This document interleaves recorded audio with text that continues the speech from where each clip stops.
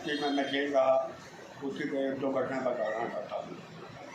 Jail के अंदर GIR 107-51 में 160 लोग थे हम। मीसा के लोग अलग पोर्शन में थे, उनसे हमारा मिलना जुलना नहीं होता था, मिलने नहीं देते थे जेल प्रशासन। 160 लोग हम मस्ती में रहते थे, सारा दिन कोई ना कोई कार्यक्रम खेलते भी थे, ताश भी खेलते, सब कुछ होता था टाइम पास के लिए। जेल प्रशासन समय समय पर हमारे से जानकारी, एक अखबार आता था दर्पण, वास्तव में हमारा एक हिसार का कार्यकर्ता था, वो लस्सी का ड्रम बेचा था जेल के अंदर हम लोगों के लिए। वो कार्यकर्ता दर्पण अखबार को पॉलीथीन में डाल के रोड़ा बांध के ड्रम में डालता था। हम लोग लस्सी का इंतजार कम करते थे, दर्पण के अखबार का इंतजार करते थे। जैसे ड्रम जो है हमारी जेल के अंदर आता, हम लस्सी बाद में ढूंढते, पहले अखबार पढ़ते थे, सारी सूचनाएँ एमरजेंसी की पूरे हरियाणा की आती थी, हम मस्ती पढ़ते थे। CID वाले परेशान हो गए, अखबार इनका आता कैसे है। हम लोग अखबार पढ़ के रात्रि को जेल वालों को देते, ले भाई तुम पढ़ लेना। वो हमारे से पूछते अखबार कहाँ से आता है, टार्चर भी करते। हमने किसी कार्यकर्ता ने नहीं बताया। फिर एक दिन अखबार आया, पुलिस प्रशासन आया हुआ था, बोला इसमें क्या है, DSP था, बोला ये लस्सी है। एक DSP ने कहा आज तो ये लस्सी का गिलास, एक एक गिलास हम भी पी लेते हैं। जैसे ही वो पुलिस वाले ने डंडा चलाया, दर्पण अखबार ऊपर आ गया। तब हमारा लस्सी के अंदर, हाँ जी, लस्सी में आता था, हाँ जी, बर्तन, लस्सी के बर्तन में, हाँ जी।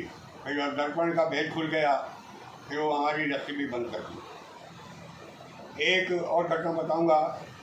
दर्पण मेरी दुकान पर आता था, रात से 5 बजे बंडल कोई कार्यकर्ता डाल जाता था। मैं जैसे दुकान खोलता था और दर्पण में छुपा लेता था। शाम को कार्यकर्ताओं में बाजार के हिसाब से, इस बाजार में आपने दुकान में डालना है, इस दुकानों में डालना है, ऐसे बांट देते थे। रात्रि के टाइम दर्पण दुकानों में डालते थे। प्रातःकाल ऐसे दो लोग दुकान खोलते थे, जिन्होंने दर्पण पढ़ना हो वो फटाफट बोझ के जेब में डाल लेते थे, पुलिस वालों को पता न लगे। और जिनको डर लगता था वो आग लगा देते थे, दर्पण पढ़ते नहीं थे। बारिश का दिन, राजेंद्र जी ढींगरा नौजवान थे 20 साल के, उनके जिम्मे किला बाजार जिसमें पुलिस चौकी है, उसके जिम्मे लगाया था कि आपने इस बाजार में दर्पण डालना है। उस शहर के बच्चे ने क्या किया, लेई बनाई, घर जाकर लेई उठाकर, नया थाना बना था वो 77 में, बाहर शीशे के दरवाजे थे। अब तो किला थाना खत्म हो गया। तो उसने दर्पण पर लेई लगाई बैक साइड में, और शीशे के गेट के ऊपर दर्पण छाप कर भाग गया। प्रातःकाल जैसे ही पुलिस आई, CID वाले आए, उन्होंने शोर मचाया, दर्पण कहाँ से आता है। CID वालों को बोले हमारे को बताओ जल्दी। CID वाला बोला मुझे हरीश मल्होत्रा पे शक होता है, बस स्टैंड में उसकी दुकान है, वहीं से अखबार आता है। उसी दिन उन्होंने CID वालों ने, पुलिस वालों ने मेरे को दोबारा पकड़ के जेल में डाल दिया था। लेकिन हमने परवाही करी, जेल के अंदर ही वातावरण हम घर जैसे हो। एक मैं घटना और बताना चाहूँगा। परिवार के अंदर जब मैं जेल में था, तारीख पे गए हुए थे, हमारा परिवार संयुक्त परिवार था, 4 था, 8 थे हमारे। चर्चा होती थी, आज जानते होंगे डॉक्टर रामनाथ जी रलोनिया होते थे, वो कांग्रेसी थे, लाल सड़क पर रहते थे। वो हमारे फैमिली डॉक्टर थे। वो हमारे परिवार को उन्होंने कहा देखो भाई तुम्हारा छोरा जेल में है, तुम उसकी ज़िंदगी ख़राब करते हो, मैं फार्म देता हूँ, उससे दस्तखत करवा दो, मैं कल ही जेल से बाहर करवा दूँगा। तो ये फार्म उसने हमारे परिवार वालों को दिया। चर्चा घर पर आई मेरी श्रीमती जी, मेरे माता जी के पास। मेरी माता जी ने मेरी श्रीमती जी को कहा तुम एक पत्र लिखो। पोस्ट कार्ड मिलते थे हमारे को, जेल में आते भी थे। पोस्ट कार्ड में मेरी श्रीमती जी ने लिखा कि माता जी ने कहा है कि घर में माफ़ी मांगने की योजना बन रही है और माता जी ने कहा है भले ही मर जाओ, भूल के भी माफ़ी मत मांगना। जैसे ही वो जेल में हमारे पास कार्ड आया, रात को हमारा जेल में विनोद सभा का कार्यक्रम होता था, कविता गीत चुटकुले होते थे। तो उस दिन वो चिट्ठी मेरी पढ़कर सुनाई।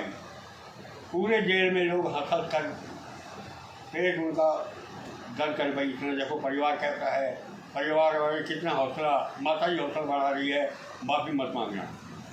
वही बात हमने मीठा वाले पोर्शन में फेंका, उन्होंने भी पढ़ा और वो पत्र जो है बाद में प्रांत में चर्चा का विषय बना बैठकों में इमरजेंसी के बाद। अरे हमारे जिले को ये कर पत्र, उन्होंने माफ़ी नहीं मांगी। ऐसा जीवन हमारा होता था जेल के अंदर। हम लोग कचहरी उस समय जेल के बिल्कुल नज़दीक होती थी, 10 मिनट का रास्ता था। एक थानेदार छोटा सा ASI कम्युनिस्ट माइंडेड था। वो जेल से हमारे को तारीख पर ले जाने के लिए गाड़ी लेकर आता था। चाहते थे हम पैदल भी कचहरी जाते थे, वो हमारे को जेल में ले आया और गाड़ी ले आया, हमारे को जेल में गाड़ी में बिठाया जेल कचहरी ले जाने के लिए। तो उसने कहा देखो मैं भी तुम्हारे विचारों का हूँ, जेल तो मैं तुम्हारे को कचहरी 10 मिनट में ले जा सकता हूँ, मैं तेल डलवाने के बहाने सारे बाज़ार में घुमाऊंगा और तुम सारे नारे लगाना सारे बाज़ार में इमरजेंसी के खिलाफ। वो हमारे को 14 दिन कौन कौन से नारे लगते थे उस समय? भारत माता की जय, इंदिरा गांधी मुर्दाबाद, इमरजेंसी हटाओ, ऐसे हम नारे लगाते थे, सरकार के विरोधी नारे लगाते थे। तो जान के ही जेल में बाज़ारों में घुमाकर फिर हमारे को कचहरी ले जाता था। 3-4 बार ऐसा हुआ, फिर CID प्रशासन ने हमारे को बाज़ार भेजना बंद करवा दिया, सीधा पैदल ही जेल में जाते। ऐसा जेल का जीवन था हमारा। तो हाँ, 80 से कितने लोग इमरजेंसी में रेस्ट हुए? इमरजेंसी में प्रमुख लोग कौन कौन से थे जी? जो प्रमुख में माननीय सुरेंद्र जी थे, मैं था, अमर सिंह राठौड़, ओम प्रकाश जी गुप्ता, नौन वाली साइकिल वाले, राजेंद्र सिंह जिंगड़ा, डॉक्टर विनोद जी, ऐसे हम 28 लोग थे। उसमें बहुत से ज़्यादा दिवंगत, फतेह चंद जी बहुत ज़्यादा दिवंगत हो गया। हम 3-4 लोग रह गए हैं। 3-4 कौन कौन से है जी? मैं हूँ, निहाल जी हैं और सतीश काड़ा। तो आप ही में 80 जीवित अभी 12-13 हैं। अच्छा, भोलानाथ जी भी उसमें थे जेल में हमारे साथ। भोलानाथ जी तो राजनीतिक क्षेत्र के, रामनाथ जी बर्तन वाले भी थे राजनीतिक क्षेत्र के। पूर्व विधायक अमित चंद मक्कड़ जी, मक्कड़ साहब थे, कन्हैया लाल जी थे, लेकिन उनके हमारे विचारों से अलग थे, हम संघ के विचारों में थे। वो पर तो जेल तो गए थे, इकट्ठे गए, हाँ इकट्ठे विचारधारा, लेकिन वो हमारे कार्यक्रमों में, संघ के कार्यक्रमों में भाग नहीं लेते थे। ठीक है, उनके विचार से कोई दिक्कत नहीं है। तो जेल में ये लोग भी थे। तो अब 50 साल हो चुके इमरजेंसी को, कल 50 साल हो जाएंगे। कल 50 साल हो जाएंगे। हरी जी, आपको कैसा लग रहा है परिवर्तन? किस तरीके से, कैसे है, क्या लगा आपको जी? किस प्रकार का परिवर्तन? आपातकाल जो याद करते हो, आपके रोंगटे खड़े हो जाते हैं, क्योंकि उस समय अत्याचार खूब हुए थे जी। और हास्य कि हरिदेव जी अरोड़ा के ऊपर जो है क्या मतलब काफ़ी पुलिस ने कौन कौन से लोगों के ऊपर वो किया था जी? बता रहा हूँ, मैंने आपको बताया था कि 27 नवंबर से सत्याग्रह करना था। उसमें मैं सत्याग्रह करने से पहले ही मैं पकड़ा गया था। और हरिदेव जी और जिसको MP अयोध्या प्रसाद जी थे, वो हिसार गए। हिसार में बाकी 7 जिले के लोग थे, सबने सत्याग्रह किया। बाजार में नारे लगाए, बंसीलाल, बनारसी लाल गुप्ता मुर्दाबाद, इमरजेंसी हटाओ। वो उनका रिमांड लिया गया, फिर जेल में हमारे पास आए। सबको चोटें लगी हुई थी, गंभीर चोटें लगी हुई थी। हम लोगों ने 1 महीना उनकी मालिश, तेल से मालिश करी, खूब मालिश करी और अच्छी तरह वो स्वास्थ्य हो गए। ऐसा वातावरण वहाँ का था। परिवार के लोग हमारे जो मिलने के लिए आते थे, हफ्ते में 1 दिन मिलने के लिए आते थे। ये घटना आपस में हमारे प्रेम की बात बता रहा हूँ। वहाँ पर प्रत्येक सप्ताह में परिवार के लोग एक बार मिलने आते थे। स्वाभाविक है, अगर मेरे परिवार के जेल में मिलने आए हैं तो मेरे वास्ते कुछ मिष्ठान, कुछ सामान लेकर आते थे। मैं वो सामान नहीं खाता था। कोई भी कैदी वो सामान ले जाकर एक श्यामलाल जी बुजुर्ग कार्यकर्ता थे शिक्षा के, हमने उनको इंचार्ज बनाया। श्यामलाल जी घी वाले है, हाँ जी, हाँ जी, हम तो उनको हमने जनसंघ के भी रहे हैं वो बात, उनको हमने इंचार्ज बनाया हुआ था। तो जिसके मिलाई होती थी 15-20 की मिलाई रोज हो जाती थी। वो सामान हम श्यामलाल जी के पास जमा करवा देते थे। शाम को 4 बजे शाखा से पहले 4 से 5 बजे कथा का कार्यक्रम होता था। सबका सामूहिक रूप से कथा होती थी, गीत होते थे, धार्मिक क्षेत्र थे, और उसके बाद 5 बजे के बाद हम शाखा लगाते थे। वो जो सामान सबका होता था उसका हम ये नहीं है कि मेरे घर से पेड़े गए मैं पेड़े खाऊं, नहीं, ऐसा नहीं था। वो सामान सबको 100 जितनी भी संख्या थी सबको प्रसाद बांटा जाता था। ऐसा वातावरण था। हिसार जेल के अंदर जो बड़े नेता कौन कौन से गिरफ्तार हुए थे उस समय आपकी जानकारी के? वो मिर्सा में थे। हाँ, कौन कौन से थे जी? नाम? मनीराम जी बागड़ी थे। अच्छा जी। देवीलाल जी भी आए थे कुछ दिनों के लिए, फिर उनकी जेल बदल दी थी। ऐसा प्रमुख मुझे नाम ध्यान में नहीं आ रहा, काफ़ी लोग थे। बदलते मिर्सा वाले बदलते रहते थे, हमारे को पता नहीं लगता। और 50 साल बीत गए जी। 25 जून 1975 को इमरजेंसी लगी थी और अब 50 साल होने वाले हैं कल जी। तो आपको कैसा महसूस हो रहा है कि जो उस समय जो है आप जकड़ में थे, प्रजातंत्र ख़त्म था, विपक्ष के नेता अंदर थे और भी जो है अखबार वाले जो है उनको ऊपर भी सेंसरशिप थी, तो आज आपको आज़ादी मिली हुई है, कैसा लग रहा है? आज़ादी है या कैसे है जी? ऐसा है मनमोहन जी, मन में जवानी की शरीर में महसूस ये नहीं होता था कि हम तो मर गए, परिवार की चिंता कर रहे हैं। ऐसा मस्ती भाई नौजवान थे, भाई कोई बात नहीं है, जेल में तो कोई बात नहीं है। जैसे मैंने पहले आपको बताया, शाखा वाला संघ के कैंप वाला वातावरण था। और उस समय आपकी एज भी आज 75 है एज, और उस समय मैं 25 साल का था। 25 साल का जुआ थे जी। 74 अगस्त 74 में मेरी शादी हुई थी, अगस्त 74 में, 12 अगस्त 74 को, और 8 महीने का था मैं जेल में चला गया। मेरा बड़ा बेटा अभी आप बैठा था, वो माँ के पेट में था। तो मैं सितंबर में जब जेल से वापस अक्टूबर में आया और जेल से वापस, तो उस समय मेरा बेटा घर ही था, बेटा पैदा हुआ। अच्छा खुशी का वातावरण था, बेटा हुआ। लेकिन 2 महीने के बाद फिर जेल चले गए, जैसे मैंने पहले ही बताया। वातावरण वहाँ का, जेल का वातावरण बहुत मस्ती। हमारा कोई भी ऐसा कार्यकर्ता सुनते कि निराश नहीं था, मैं तो मर गया, ऐसा कोई वातावरण नहीं था।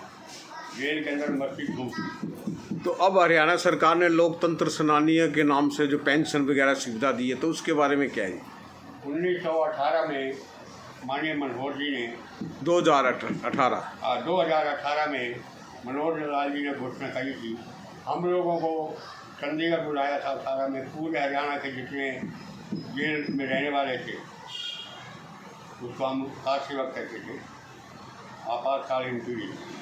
500 कुछ हम जेल चंडीगढ़। मनोहर जी ने सबको सम्मानित किया। उसी दिन अपने भाषण में 10,000 की पेंशन भी घोषणा करी कि आप लोगों को 10,000 महीने की पेंशन दी जाएगी। और सम्मानित करने में काफ़ी कुछ हमारा सहयोग किया, सामान दिया, मस्ती भरा जीवन रहा। और ये कहा था सरकार को कि हर एक जिले में जहाँ जितने कार सेवक आने वाले हैं चंडीगढ़, उनको गाड़ी भेजी जाए। सरकार ने गाड़ी भेजी आने जाने की। हम गाड़ी में गए और गाड़ी में, प्राइवेट गाड़ी या रोडवेज की कारें भेजी। अच्छा। हम लोग 6 लोग थे, तो हम कारों में गए, कारों में आए। वहाँ का 500 लोग आपस में परिचय हुआ, मस्ती भरा जीवन, एक दूसरे का परिचय हो गया, भूल गए कि हम जेल में थे। ऐसा वातावरण। और समय समय पर हमारी बैठक भी होती रहती है। और उसके पश्चात अभी 1 साल अभी नहीं हुआ, नायब साहब आए, उन्होंने हमारी पेंशन 20,000 तक। अब मनमोहन जी, कुछ लोग भगवान को प्यारे हो गए। ये भी मनोहर जी ने घोषणा करी थी, अगर कोई आपातकालीन की डेथ हो जाती है तो उसकी पेंशन उसकी धर्मपत्नी को मिलेगी, और ले रही हैं, बहुत सी धर्मपत्नी पेंशन ले रही हैं। मैं चला गया। अनुग्रह राशि मिलती है जी? हाँ, मिलती है यहाँ पर। नहीं, जैसे कोई एक्सपायर हो जाता है हाँ, लोग, तो उसकी घरवाली को कुछ पैसे मिल नहीं, एक तो पेंशन मिलना एक अलग बात है, और फिक्स पैसे जी। हाँ, वो फिक्स मिलती है, 5 लाख 10 लाख। ऐसा नहीं, वही पेंशन मिलती है। जो ऐसा है, मान लीजिए सुरेंद्र जी की डेथ हो गई, मान लो 4 अप्रैल को उसकी डेथ हुई, और हमने एप्लीकेशन दी, चंडीगढ़ में लगाई, सुरेंद्र जी की डेथ हो गई, और उनकी पेंशन उनकी धर्मपत्नी को, उनकी धर्मपत्नी की तरफ से लेटर लिखा, वो पेंशन बनने में 2 महीने लग गए। ये नहीं है कि 2 महीने बाद उनको पेंशन मिलेगी। जिस दिन उनकी डेथ हुई सुरेंद्र जी की, वो पेंशन उस दिन से मिल गया उनको। कैलकुलेशन करके पिछली भी मिलती है। पिछली भी मिलती है। फिर दूसरी बात, हमारे को मनोहर जी ने हरियाणा रोडवेज का बस का किराया हमारे पास बनाया गया, मेरे को भी बनाया गया, मेरी श्रीमती जी को बनाया गया। मेरे साथ एक फ्री जा सकता है मेरा सहयोगी, मेरी श्रीमती के साथ एक फ्री जा सकती है, यानी कि हमारे परिवार के 4 लोग जा सकते हैं। हरियाणा रोडवेज की बस हरियाणा में क्या, हिंदुस्तान में जहाँ भी जाएगी ओनली हरियाणा रोडवेज की है, हम फ्री जा सकते हैं, गए भी, आने जाने का कोई किराया नहीं है। मेडिकल सुविधा हमारे को मिलती है। और आपके जो बताया जाता है कि ब्लड कैंसर है गया जीभ के अंदर, तो उसके बावजूद भी आज भी जो है गया आप जो है गया। मैं बता रहा हूँ ब्लड कैंसर का भी मेरे को इलाज, वहाँ जो हमारा सिस्टम था, पैसा हमारे को पहले जेब से लगाना पड़ता था, और उसका 2 महीने बाद रिफंड आता था। कैशलेस, अब कैशलेस होगी। कैशलेस होगी, अब कैसे, अब नहीं हुई। अच्छा, अभी नहीं हुई? अभी नहीं हुई, घोषणा तो हुई है, अभी वही चल रहा है। अच्छा। लेकिन जैसे मैं 70 साल से ऊपर का हूँ, हमने आयुष्मान कार्ड बनाया हुआ है 70 साल से ऊपर वालों का। उसमें ये शर्त नहीं है गरीब है अमीर है, 70 साल से ऊपर कोई बनवा सकता है, ऐसा प्रधानमंत्री जी ने कह रखा है। 70 साल का होना चाहिए, चाहे लखपति हो करोड़पति हो, वो कार्ड बनवा सकता है। तो जो कैंसर का मेरा बनाया मेरा आयुष्मान कार्ड बना था, सारा खर्चा वही था। उस समय मैंने आँख बनवाई थी, एक आँख का ऑपरेशन करवाया था, मोतिया आ गया था, 30,600 रुपया बिल बना था आपके जिंदल का। तो 30,600 का मैंने बिल बना कर दिलाया कैसे। 1.5 महीने में मेरे खाते में 30,000 आए, 600 नहीं आए। एक गलती वो हॉस्पिटल वालों की रह गई कि प्राइवेट कमरे में नहीं रह सकते, आयुष्मान वाले प्राइवेट कमरे में नहीं रह सकते। वो हॉस्पिटल वालों ने ये कहा था, तो बिल ले लिया प्राइवेट कमरे का, वो 600 रुपये कट के 30,000 मेरे खाते में आ गए। ऐसा संपर्क के साथ है। हरिदेव जी का अभी 2 साल पहले जो गर्ग हॉस्पिटल में पुल्ले का फ्रैक्चर हो गया था, हरिदेव जी का, उनका 2 महीने में इलाज हुआ गर्ग के पास। उन्होंने जेब से 68,000 लगाए हरिदेव जी ने, वो बिल बनवा कर हमने चंडीगढ़ भेजा। डीसी ऑफिस से जाता है MA ब्रांच में, वहाँ से चंडीगढ़ से 2 महीने में उनके खाते में पूरे 68,000 वापस आ गए। ऐसी सुविधा हमारे को मिलती है, मेडिकल मिली है। दोस्तों, इस प्रकार आपको बताया गया है कि किस प्रकार इमरजेंसी के अंदर खट्टे मीठे अनुभव हरीश मनोचा जी जो राष्ट्रीय स्वयंसेवक से जुड़े हुए हैं उन्होंने बताया। आपका अपना YouTube channel MS news Hansi को लाइक शेयर कमेंट सब्सक्राइब करना न भूलें। जय श्री श्याम, खाटू नरेश की जय, जय भारत माता की जय। मनमोहन जी का बहुत बहुत धन्यवाद। न धन्यवाद तो बाद में देखेंगे जी।